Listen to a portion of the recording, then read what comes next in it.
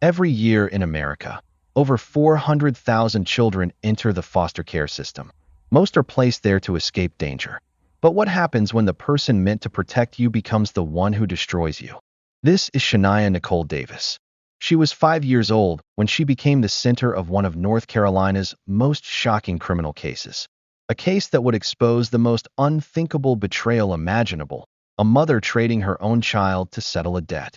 By November 16, 2009, Shaniya would be dead. Her story would shake a community, challenge a justice system. I'm conducting this investigation into the Shaniya Davis case because some stories demand to be told with precision, respect, and unwavering commitment to truth. Over the past months, I've examined hundreds of pages of court documents, police reports, and testimonies to bring you the complete picture of what happened in Fayetteville, North Carolina, in November 2009. This channel exists to examine cases that matter, seeking truth while honoring victims and their families. Today's investigation required extensive research into materials that are difficult to read and even harder to comprehend. Before we continue, this case involves the victimization of a child. I will handle this material with the respect Shaniya deserves while ensuring you understand the full scope of what occurred. If you appreciate thorough, respectful investigative analysis, please subscribe and enable notifications. Shaniya Nicole Davis was born in February 2004 in North Carolina. Those who knew her described a bright, loving child with an infectious smile.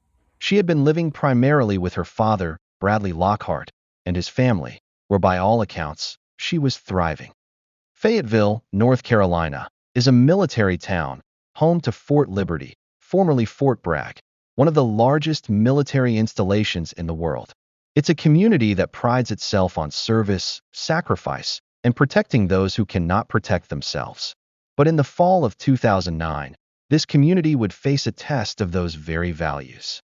The story begins in the Sleepy Hollow Trailer Park, a modest mobile home community where Shaniya's mother, Antoinette Davis, was living with her sister Brenda Davis. Antoinette had struggled with substance abuse issues and had not been Shaniya's primary caregiver.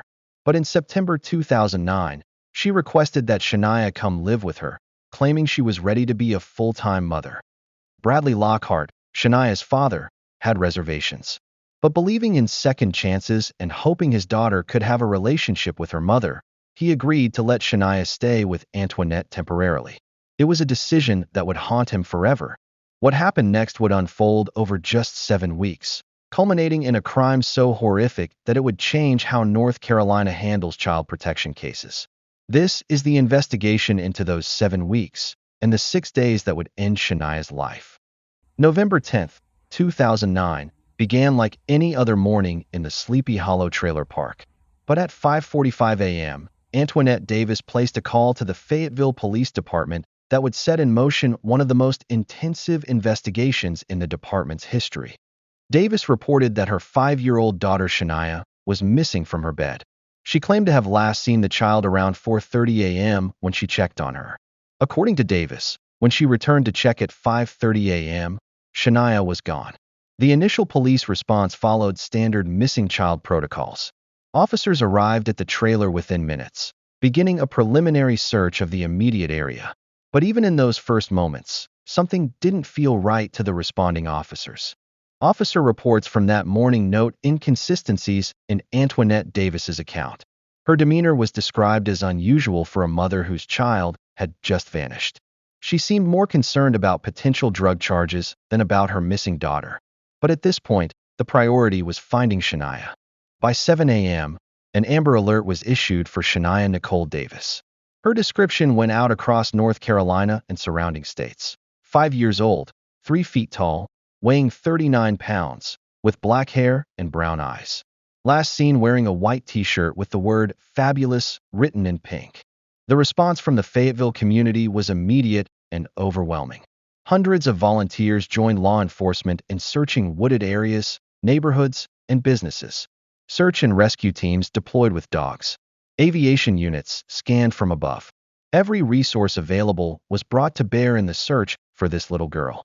But even as the community mobilized, investigators were uncovering disturbing information about the household where Shaniya had been living.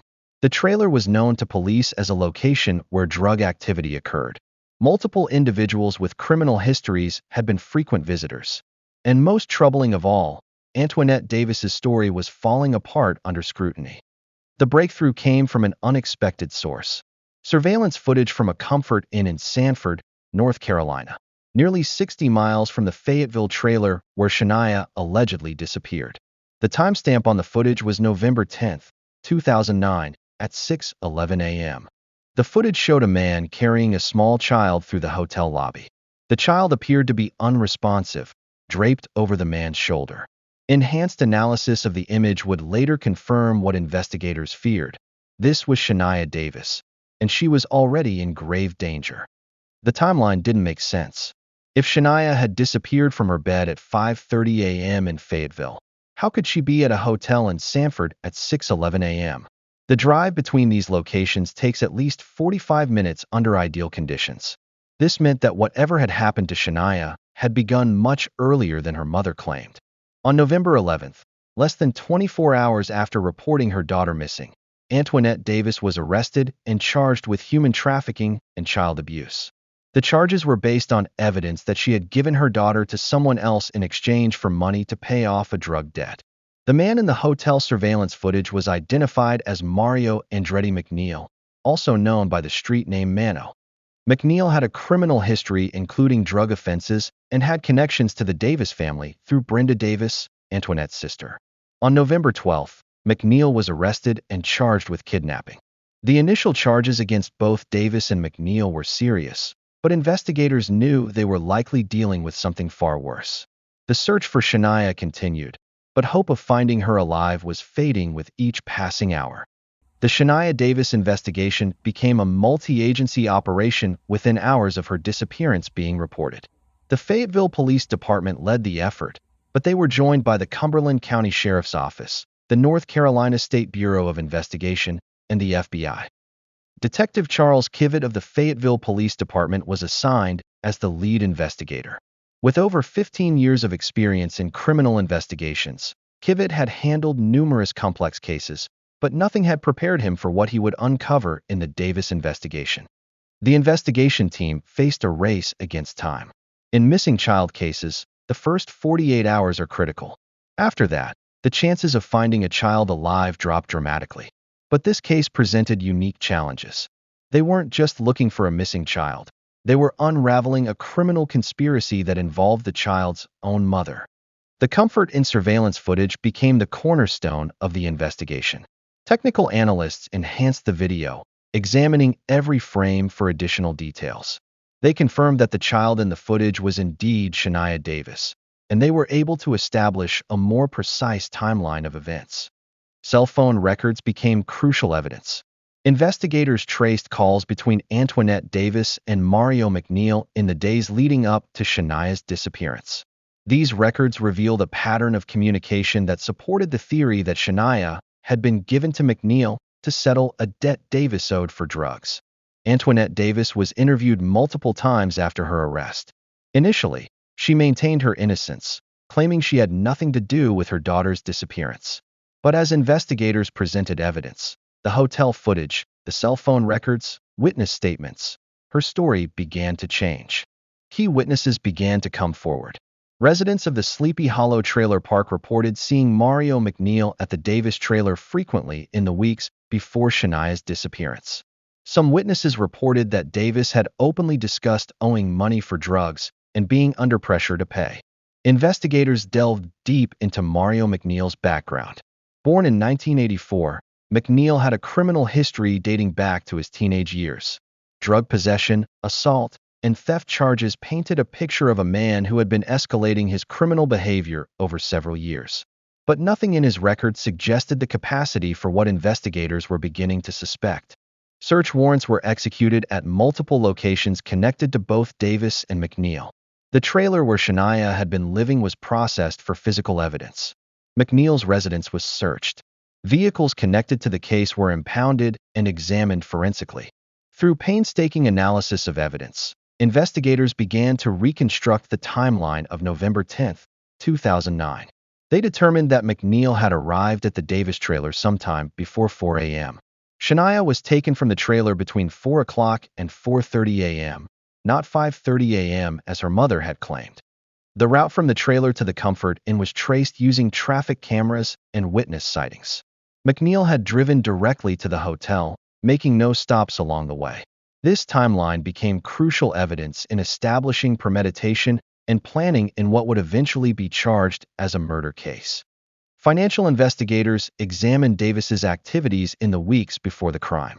They found evidence of significant debt, primarily related to drug purchases.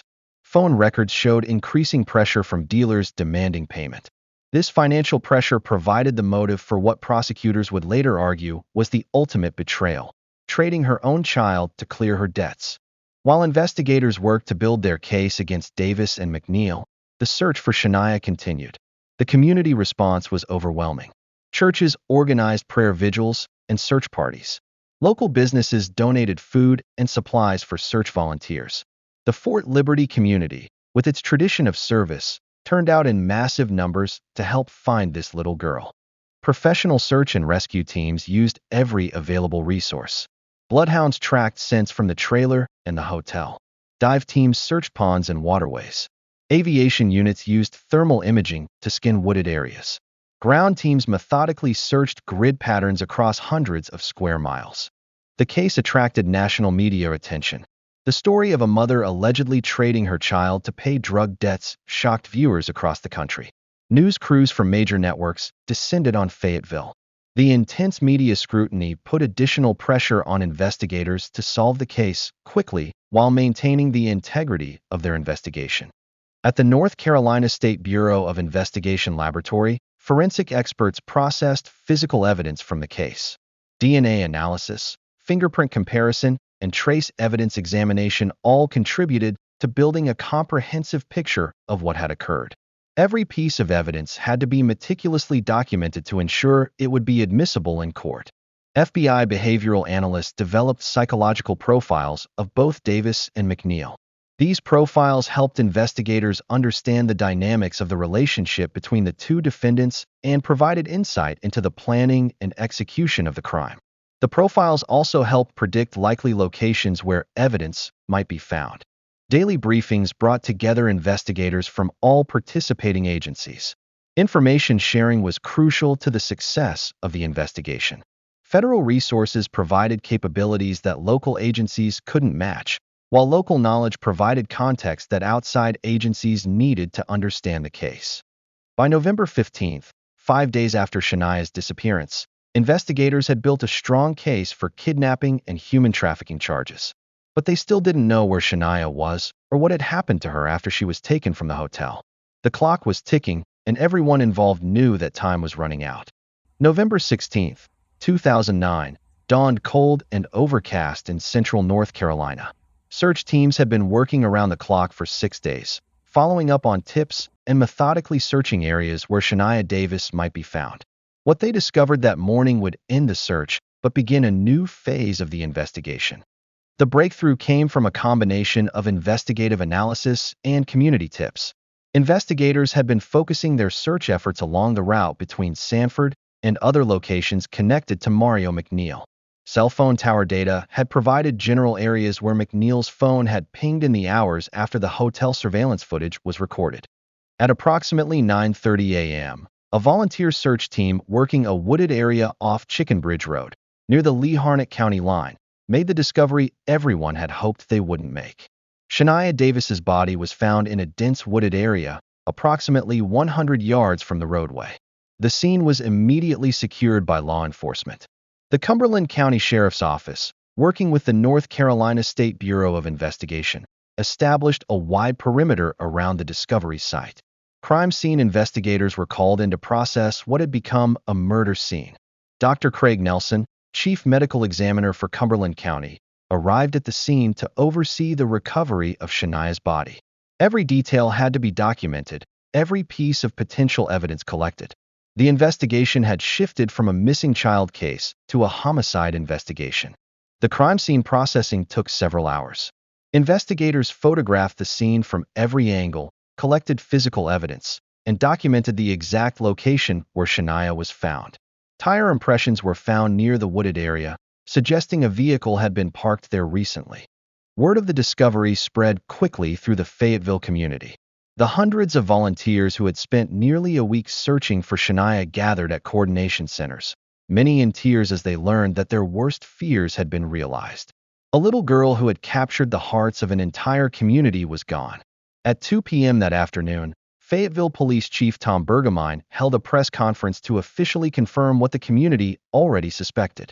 Shaniya Davis's body had been found southeast of Sanford in central North Carolina.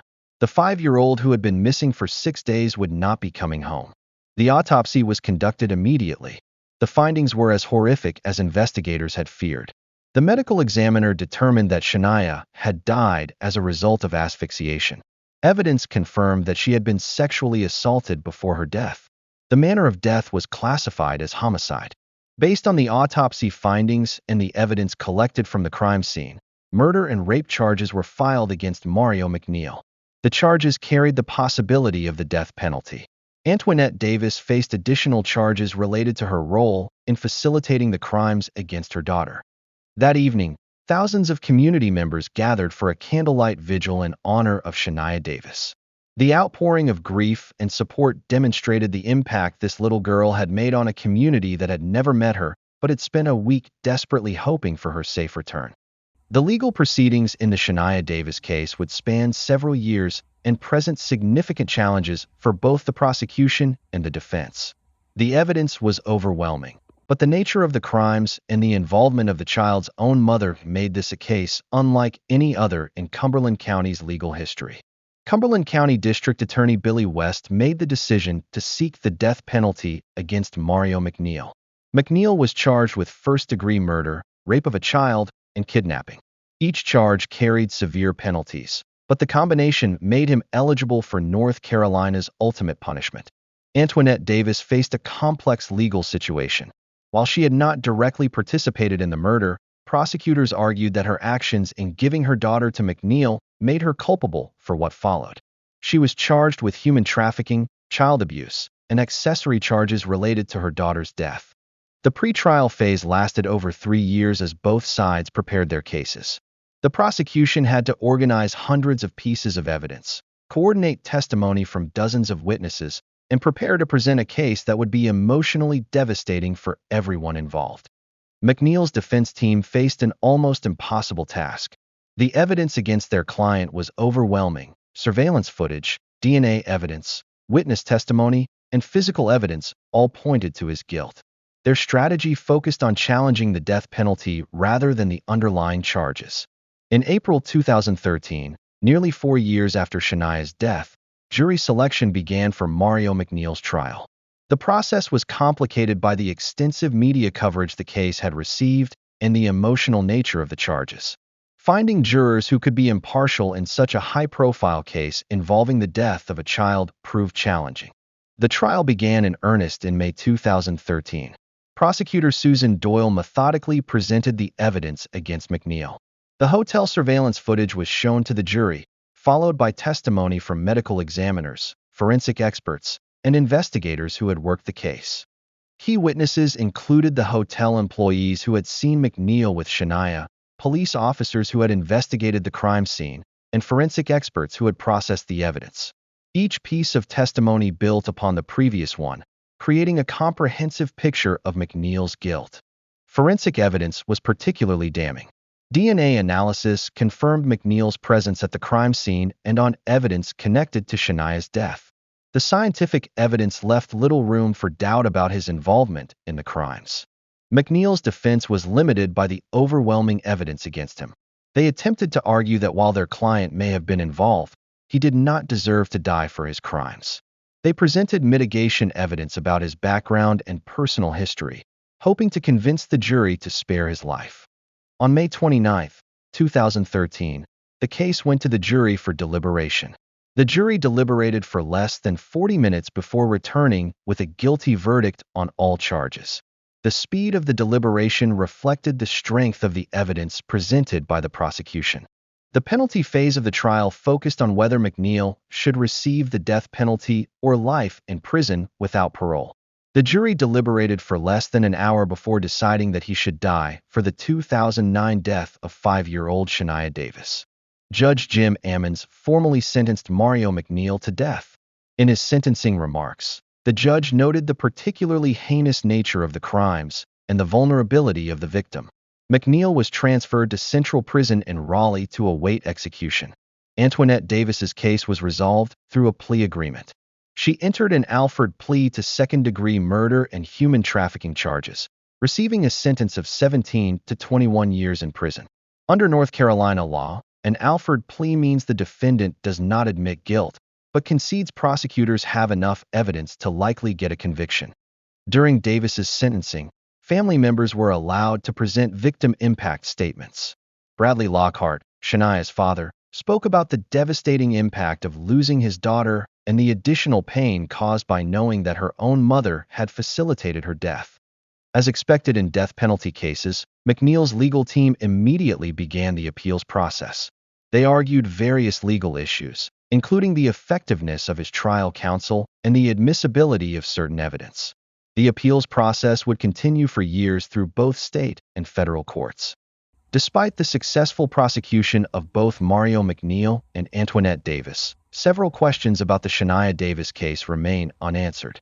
These lingering mysteries have generated numerous theories and continued speculation about whether the full truth of what happened has been revealed. One of the most persistent questions involves the exact timeline of events on November 10, 2009. While investigators established that Shaniya was taken from the trailer earlier than her mother initially claimed, some gaps in the timeline remain unexplained. What happened in the hours between when McNeil left the hotel and when Shaniya's body was discovered days later? Some investigators have questioned whether McNeil acted entirely alone. The drug trafficking network that Antoinette Davis was involved with included multiple individuals with criminal histories. Were any of these people aware of what was planned for Shaniya? Did anyone else participate in or facilitate the crimes? The prosecution's theory that Davis gave her daughter to McNeil to settle a drug debt was supported by evidence, but some aspects of this motive remain unclear. Court records indicate that Davis owed money to drug dealers, but the exact amount and the specific terms of the debt were never fully established. Perhaps the most troubling questions involve the Child Protection System's response to warning signs about Shaniya's safety. A review completed years later found missteps in how the case was handled, raising questions about whether Shaniya's death could have been prevented with different interventions. Dr. Sarah Matthews, a child protection expert who has reviewed the case, notes that several red flags were present in the weeks before Shaniya's death. The household where she was living was known to law enforcement for drug activity. Davis had a history of substance abuse and had not been Shaniya's primary caregiver. Legal experts have debated whether additional charges should have been filed against other individuals connected to the case. Some have argued that anyone who knew about Davis's plan to give Shaniya to McNeil but failed to report it could have been charged as accessories to the crimes. Within the Fayetteville community, various theories have circulated about the case. Some residents believe that more people were involved than were ever charged. Others question whether the full extent of the drug trafficking operation was ever exposed during the investigation. Forensic experts have noted that some physical evidence from the case was never fully explained. Tire impressions found near the crime scene didn't match any vehicles connected to the known suspects. This has led to speculation about whether additional individuals were present at the scene. Child welfare advocates have used the Shaniya Davis case to highlight systemic failures in protecting vulnerable children. They argue that better communication between agencies, more thorough background checks, and improved monitoring of at-risk children could prevent similar tragedies. As of 2025, Mario McNeil remains on death row at Central Prison in Raleigh, North Carolina. His conviction and death sentence were upheld by the North Carolina Supreme Court in 2018, but he continues to pursue appeals through the federal court system. Antoinette Davis is serving her 17 to 21-year sentence at the North Carolina Correctional Institution for Women. Based on her sentence structure, she would be eligible for release in the late 2020s, though she would likely face continued supervision and restrictions. The Shaniya Davis case prompted several changes in North Carolina law and child protection procedures. New protocols were implemented for interagency communication when children are placed in potentially dangerous situations. Enhanced background check requirements were established for individuals seeking custody of children. Law enforcement agencies across North Carolina now use the Shaniya Davis case as a training example for investigators handling child endangerment cases. The rapid response and multi-agency coordination that characterized the investigation became a model for similar cases. The North Carolina Department of Health and Human Services implemented new guidelines for assessing the safety of children placed with relatives who have histories of substance abuse or criminal activity. These changes were directly influenced by the failures identified in Shaniya's case. Several memorial sites have been established in Shaniya's honor. A playground at a Fayetteville park was dedicated to her memory, and an annual scholarship fund provides educational support for children who have been victims of abuse or neglect. Bradley Lockhart, Shaniya's father, has become an advocate for child protection reform. He has testified before legislative committees and worked with advocacy organizations to promote changes in how child welfare cases are handled. The Fayetteville community has worked to heal from the trauma of Shaniya's death through various initiatives. Churches have established support groups for families affected by child abuse. Community organizations have created programs to educate parents and caregivers about recognizing signs of danger to children. The case established important legal precedents in North Carolina for prosecuting human trafficking cases involving children. The successful prosecution of Antoinette Davis under human trafficking statutes created a framework for similar cases involving the exploitation of children by their own parents.